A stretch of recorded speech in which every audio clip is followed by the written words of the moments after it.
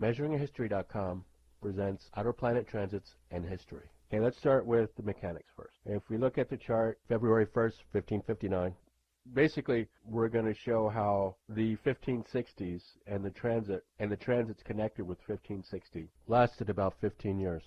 It would seem that most outer planet transits are only within orb of influence for a year or two, but when we look at the whole complex of transits, it stretches out the whole situation. So the best way of seeing how that happened, we're going to fast forward to 1567. 1567, we get what's called a grand square. It's like two T-squares back to back. We had Neptune lower square Pluto, so Neptune 90 degrees from where it was from Pluto at 1399. So it's part of the 1399 Neptune-Pluto 1892 wave. And then we had Uranus opposite Neptune, so that's part of the 1479 Uranus-Neptune 1650. Then we also have Uranus upper square Pluto, so 270 degrees from its position in 1455 in relation to Pluto. And then Saturn was opposite Pluto, and then Saturn is also square both Neptune and Uranus. So a lot of transits going on, and like history, transits develop over time. We look at 1559, and we'll see that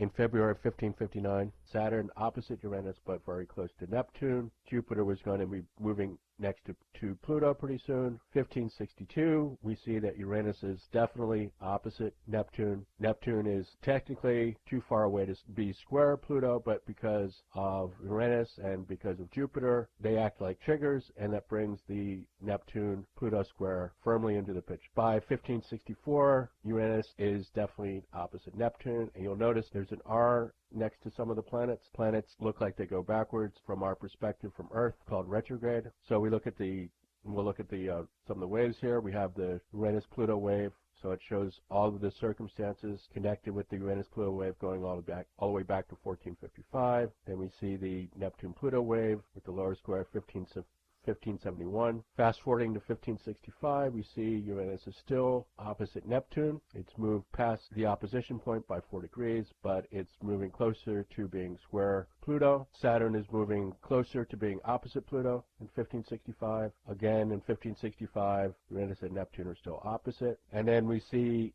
even closer, we see this grand square taking shape. Uranus opposite Neptune, Jupiter's opposite Pluto. Jupiter moves more quickly, so Jupiter acts as an initial trigger. And then 1565, we see a definite T-square, Uranus opposite Neptune. Because of the retrograde, they're both at 11 degrees and 3 degrees away from being square Pluto. 1566, it moves until we get to that grand square that we were talking about. Uranus opposite Neptune, Saturn opposite Pluto. And then if we go and look particularly at the situation in the Netherlands, we had their circumstance where the Dutch iconoclasts, who were basically Calvinists, one of their basic philosophies is that it was wrong to worship idols, religious idols. So they went into the churches in the Netherlands and smashed statues of Mary, etc. And Spain, of course, was the zealous defender of the Catholic faith across Europe. And because it was such an affront to their philosophy, Philip really wanted to put the Dutch iconoclasts in their place. The Netherlands were part of the Spanish Empire through the Habsburgs. So, I mean, basically to him, these were peasants. These were people that should have known their place, really showing that they had no respect for the Catholic faith. And to someone who finds God as important as the Spanish did, I mean, it was obviously it was a place where basically there was no return. That is what we typically see with the Grand Square. Then he sent in the Duke of Alba, and the Duke of Alba killed a couple of the lords in the Netherlands. They were actually Catholics, and that really set the Dutch on fire. Then the 80 Years' War started. Spain had declared bankruptcy a few times since the 1550s. It had made Charles V, Charles I, depending on which area you say that he ruled. He ruled, he was Flemish. He ruled for the Netherlands, but he also ruled over the Spanish Empire.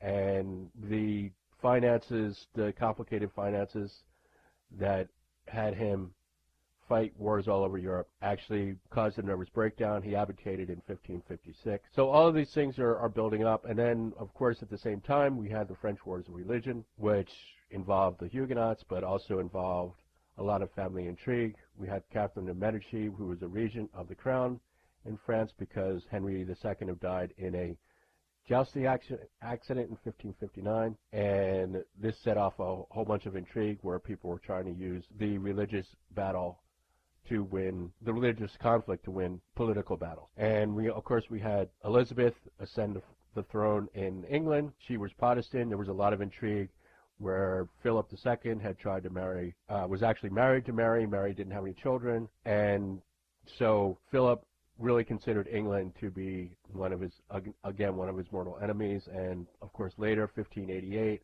we had the Spanish Armada that failed to invade England and failed to make it all the way to the Netherlands. So that was a big setback for Spain. Spain really started to decline after the 1570s. It was spent so much money on war and not enough money on domestic issues, creating domestic industry, that it made it fail. So going back to the mechanics, we'll see 1568. We're still looking at the grand square, even though Uranus has moved past the direct opposition to Neptune. It is still square Pluto. Saturn is still opposite Pluto. Saturn is still square Uranus. And Saturn is still square Neptune. So ipso facto, Uranus is opposite Neptune.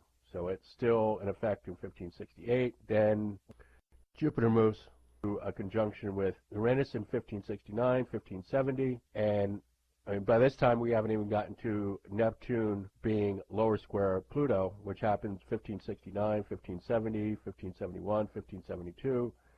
So if we go all the way forward, 1572, we still see Neptune is 4 degrees past Pluto, so still square, still within orb of influence. So if we look at it all together, we're looking at 1559 all the way to 1574. We're looking at 15 years. That's how long, if we look at the whole complex of transits, the whole situation takes place over 15 years. This ends the truncated version of Outer Planets and History.